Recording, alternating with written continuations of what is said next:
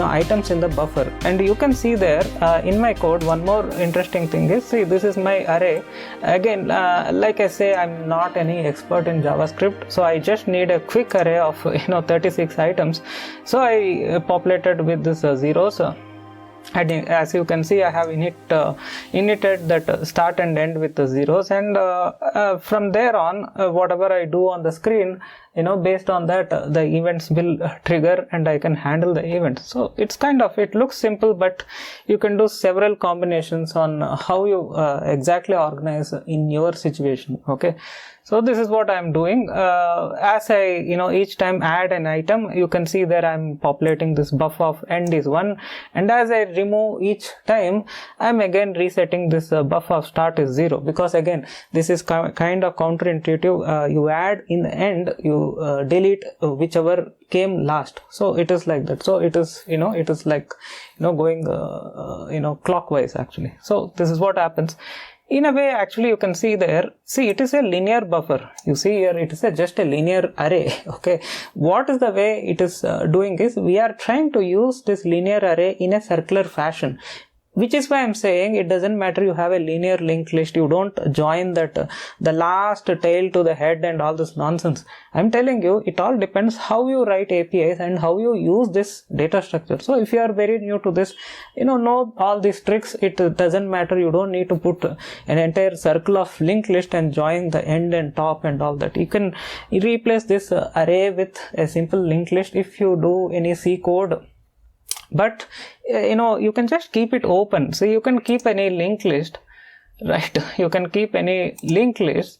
So let us imagine this is your linked list. You have several items.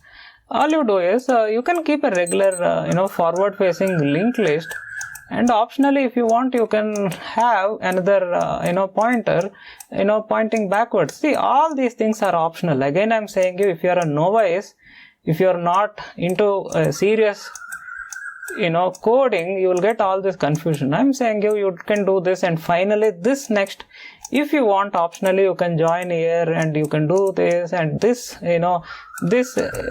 previous, if you want, you can join here and you can do any type of stuff. But in the real world, it doesn't matter. It all depends is, you can write abstract API, very powerful APIs, and you can manage exactly the way you want, like I did. Okay, in my case, it's a linear array. You can see there it's a linear array, but I'm using and I'm populating the items only through the APIs. In this case, of course, it doesn't have any values, but in a real scenario, real use case, each item will be holding some kind of packet buffer, right? Each item will be holding a packet, and some will be free or some may hold if it is linked list, you can't have any nodes not holding the packet buffer, versus if you have any arrays and pointing to any pointers of struct like skb or something, then some of the array elements. See, let us assume this is your array, which is nothing but a circular linked list. Since it's an array, I'm putting in this linear way. If some items are used and some items are not used in this, so what happens is, this some pointer of this, you can point it to this skb, and some of them you can just keep it null. So these things, if not used, these slots are not used or items are not used, you can just point it to null.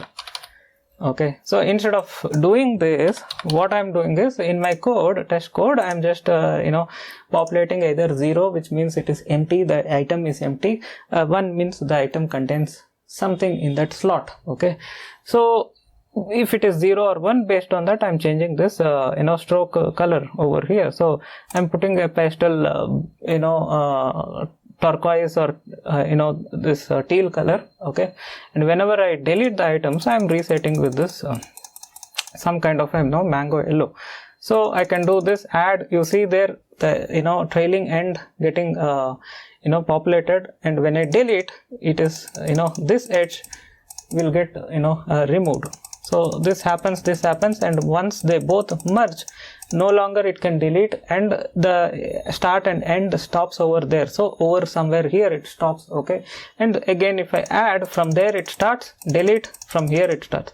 So this is again, if you remember my previous episode, I said sometimes it may starve and something like that. If you think about a reverse ingress, okay, so you are getting packets from broadband and you are sending it to corporate network or local area network or something like that. Okay, you are getting at a less speed or a lower rate, and at the other end it is immediately pumping out in the corporate network. So in that case, what happens is you will be getting packets, but immediately it will be consumed. Again, after some time you may get again packets and immediately it will be consumed, and you may get 1 2 like this. So none of the times it will somewhat happens like this. It will be more like a dance, somewhat like this. The moment it comes, it will be consumed. Moment it comes, it will be consumed. So this happens in the opposite side from WAN networks or your broadband packet buffer of broadband to your local LAN. And the other scenario is you will be getting more packets, but the rate of consumption will be quite low. So this is a situation from your LAN to WAN, which is your corporate network or home network to the internet. Okay, so this is what happens. So eventually you will be getting lot more packets, and it may not be able to send it in that particular time, because here it is several Gbps versus, or just 1 Gbps versus there it is hardly just few Mbps. Okay, so what happens is you will be keep adding the packets and it can't consume them. Eventually what happens is it will come down and it will close that sort of, it will populate that buffer. Like I said, again you can increase the number of items and stuff like that. I think I thought to add this little dynamic instead of 36. I thought let me make this number dynamic so that I can show much better demo with more items dynamically. I should able to change and stuff, but I hardly spent around couple of hours on this. I felt it is more than enough to show a demo.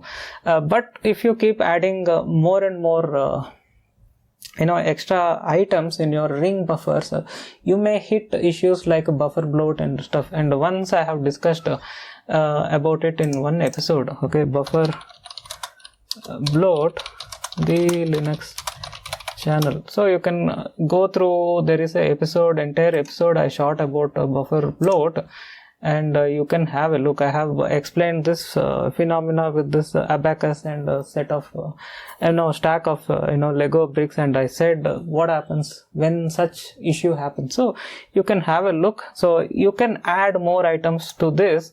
The problem is it is going to create situations like buffer bloat, and if that buffer bloat increases, there will be a loss of performance in TCP. There will be frequent retransmits and stuff like that.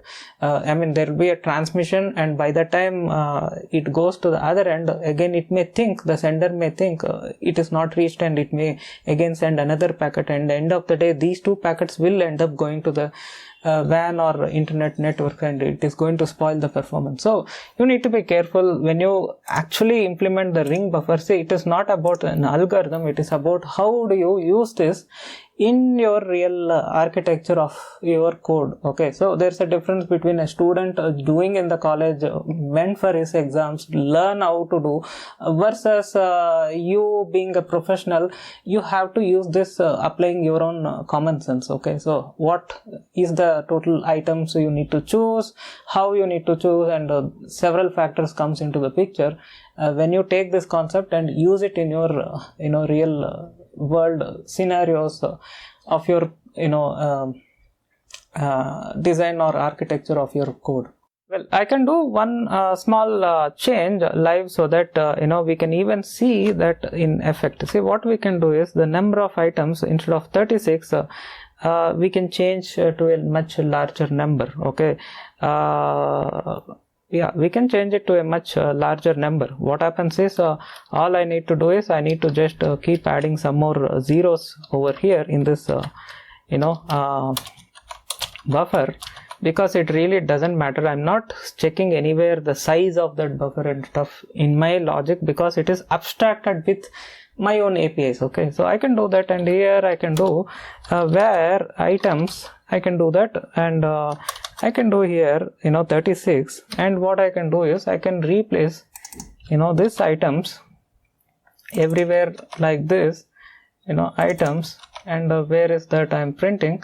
See, total items I'm printing here. Again, this is a string. Let me do this, okay. So this is again dynamic, and wherever that 36 comes, you can replace with this items. So this should work. So let me do this and let us refresh. So it should work just like before. Yeah, 36 items.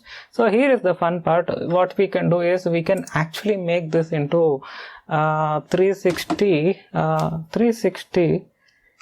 divided by 120. So it is a round figure. So what we can do is we can even make this into 120 or something. So you can see there we are increasing with a much larger count. So more items now included in that circular ring buffer. So let us refresh, and you can see there are totally 120 items. If you just add, it is not working, maybe some bug. So let us see if there is any bug over here. Say 1 of 10. Yeah, this is actually wrong, because it should be 360 divided by number of items. So earlier it is 10 of 36 is 10 degrees. So now it should be dynamic. So what I do is 360 divided by items. If you do, it should work, hopefully. Okay, yes. So this is a bug. Let me fix. Yeah, you can see here. See, now the number of items are more, and why this allocated is showing nan, I need to figure it out. I think I'm running a for loop over here, and I'm yeah, this and items allocated, I less than items, I equal to 0, I less than items. Something I'm doing, I'm counting the total items which are allocated from this huge buffer. So yeah, since it is 120 is a huge number, it is throwing an exception or error. What I can do is I can add some more 0. Obviously this you can replace with some buff of 120 or something, but I did and it didn't work. So I'm just doing a static allocation. Again, I'm saying I'm not an expert in JavaScript, nor I'm interested to be sticking with over that place, which I can quickly do that and move over. Okay, yeah. So still it says NaN. I'm really not sure, it is not sufficient. Let me see. Okay, yes, this is it, and let me see. Yeah, now it works. So it means we have allocated somewhere 120 means maybe 150 or something, and I can add some more probably. So I can just copy paste this entire bunch, and I can keep adding them. So it may now have more than 200 items or maybe something around. So if I refresh, you can see it is 120, and if I do add items, you can see there it is much at a finer resolution, as each item is sharing that the same pi or the arc, okay, of that 360 degree angle. So if I change that 120, let me add some more items so that we don't get into issue. So let us change this 120 to 240, almost doubling that number, and let us refresh. Again, you can see there it works, and let me just add. You can see there it is at a much finer detail.